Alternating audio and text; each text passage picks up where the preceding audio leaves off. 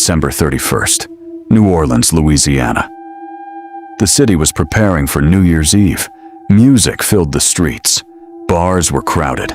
Fireworks were being prepared along the Mississippi River. Everyone was waiting for midnight. But while thousands of people were preparing to celebrate, someone was preparing to die. At 5:42 a.m., a sanitation worker discovered a body behind an abandoned building in the lower 9th Ward. The victim was a young man. He was completely naked. His skin was pale, and there wasn't a single drop of blood left in his body. There were no obvious wounds, no weapon, no signs of a struggle.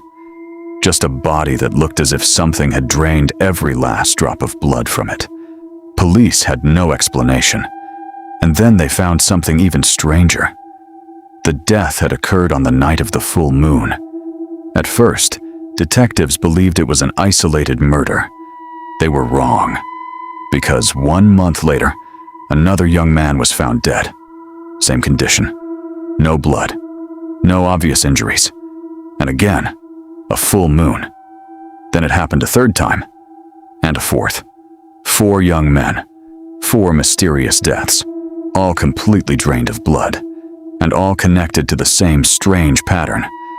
The police began calling it a serial killing, but nobody knew who the killer was. Nobody knew how the victims were being killed, and nobody understood why there were never any signs of blood at the crime scenes.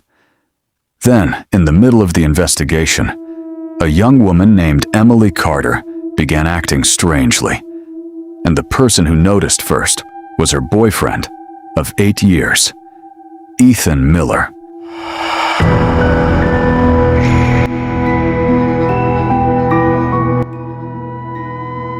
Ethan and Emily had been together since they were teenagers. 8 years. They had grown up together. They had shared birthdays, holidays, arguments, dreams, and plans for the future. Ethan believed Emily was the person he would eventually marry. But 3 months earlier, Emily had changed. She stopped laughing. She stopped answering Ethan's calls. She rarely looked him in the eyes. And sometimes, when Ethan spoke to her, she seemed completely somewhere else. One evening, they met at a quiet park outside the city. Ethan watched her for a moment. Then he finally asked, "Emily, what happened to you?" She looked at him. Her expression was strangely empty. "Nothing happened." "That's not true." Emily said nothing. Then suddenly, crack. A dry branch broke somewhere behind them. Both of them turned. There was nobody there. No wind, no birds, nothing. But Emily kept staring into the darkness. Ethan noticed something in her eyes. Fear. Or perhaps recognition. "Let's go," he whispered. Emily slowly nodded, but she didn't stop looking into the trees. Over the next few weeks, Emily became even more distant. She stopped meeting Ethan regularly. She stopped answering his calls. And Ethan began to believe the worst. Maybe she had fallen in love with someone else. Then one of Ethan's friends told him he had seen Emily leaving a movie theater with another man. Ethan was devastated. After 8 years together, he couldn't understand how she could suddenly replace him. One night, he called his friend Jason Reed. Jason had been seen with Emily. Ethan demanded an explanation. Jason's response broke his heart.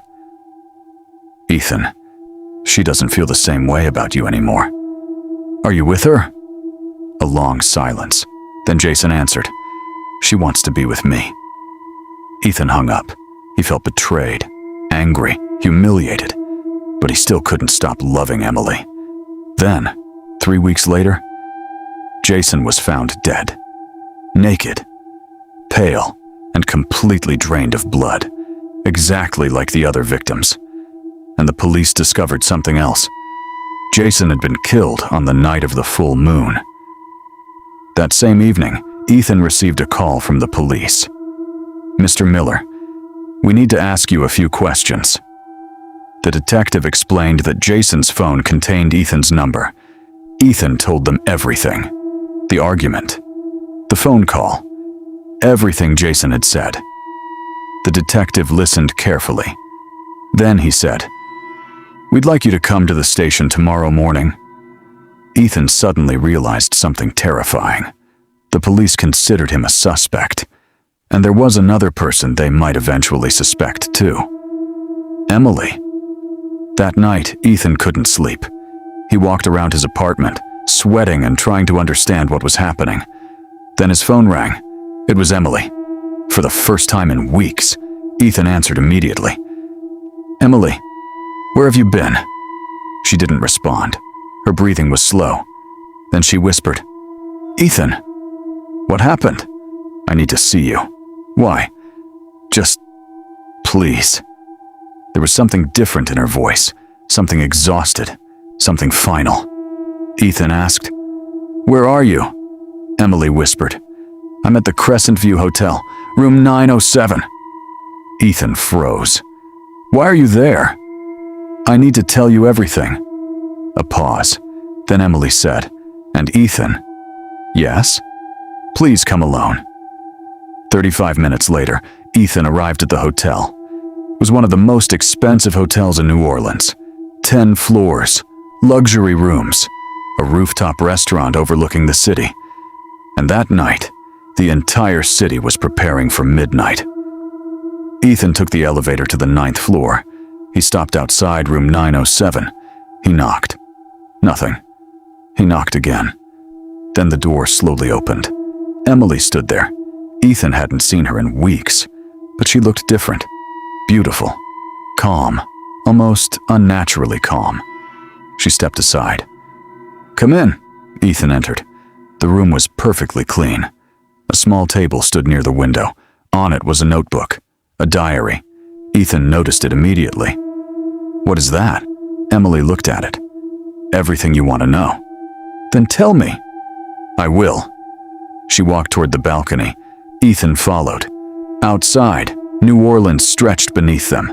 Thousands of lights, music, traffic, people celebrating. Only a few hours remained until midnight. Emily leaned against the railing. Then she said, "Do you remember when we used to talk about coming here?" Ethan smiled sadly. "You said this would be our honeymoon hotel."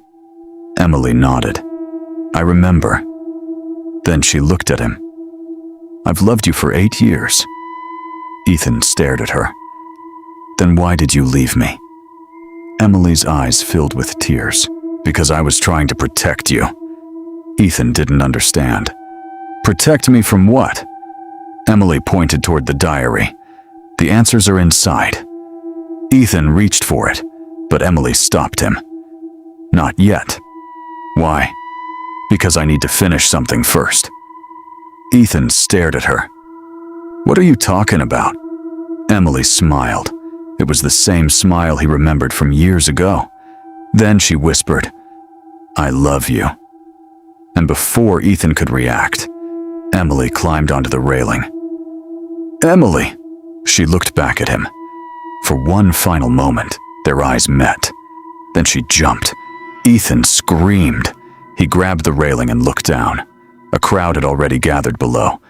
Emily was lying motionless on the pavement. Ethan ran downstairs. But it was too late. Emily was dead. And on her face, there was a strange, peaceful smile. Ethan collapsed beside her. He couldn't understand why she had done it. Why would the woman he loved kill herself? Days later, Ethan finally opened the diary, and the first sentence made his blood run cold. "Ethan, if you're reading this, I'm already gone." He continued reading, and slowly, the truth began to appear. 3 months earlier, it had been Emily's birthday. Ethan wanted to give her something special. While searching through an old box that had belonged to his great-grandfather, he found an antique figurine. It depicted a beautiful woman.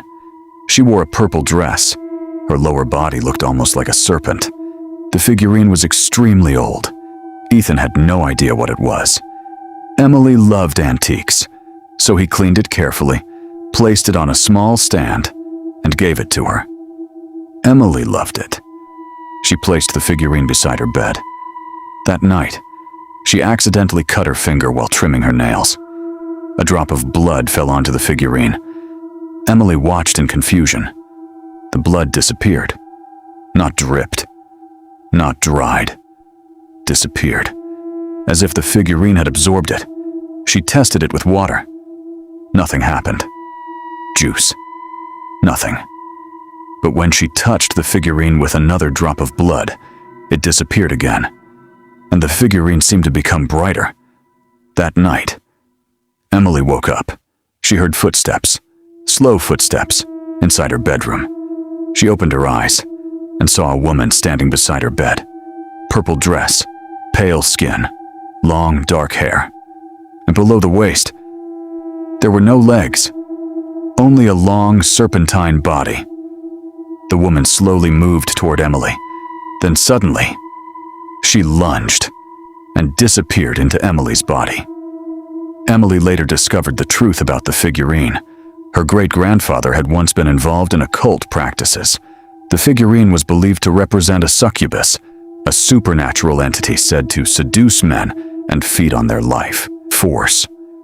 Once the figurine tasted Emily's blood, the entity awakened, and Emily became its host. She began losing control of her own body.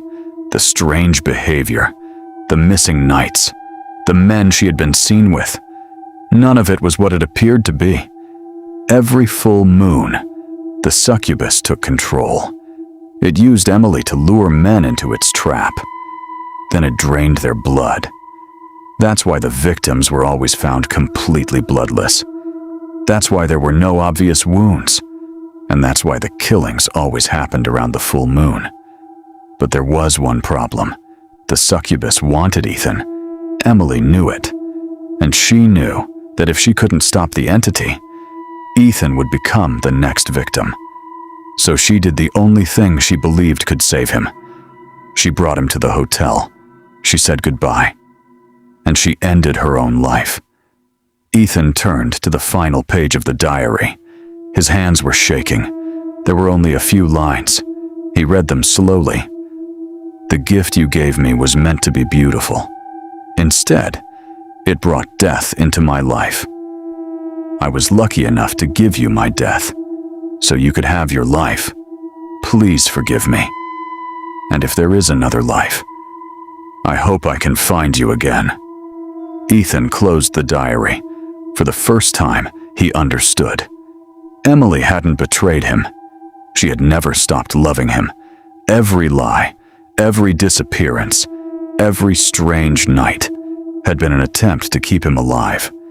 And the woman Ethan thought had abandoned him had ultimately sacrificed everything to save him. Outside, fireworks exploded above New Orleans. People shouted. Music filled the streets. The clock struck midnight. A new year had begun. But Ethan stood alone in the darkness, holding the diary of the woman he loved. And somewhere inside that old, antique figurine, something was still waiting. Because the succubus had lost its host, but it had not necessarily disappeared. And somewhere in the city, another full moon was waiting.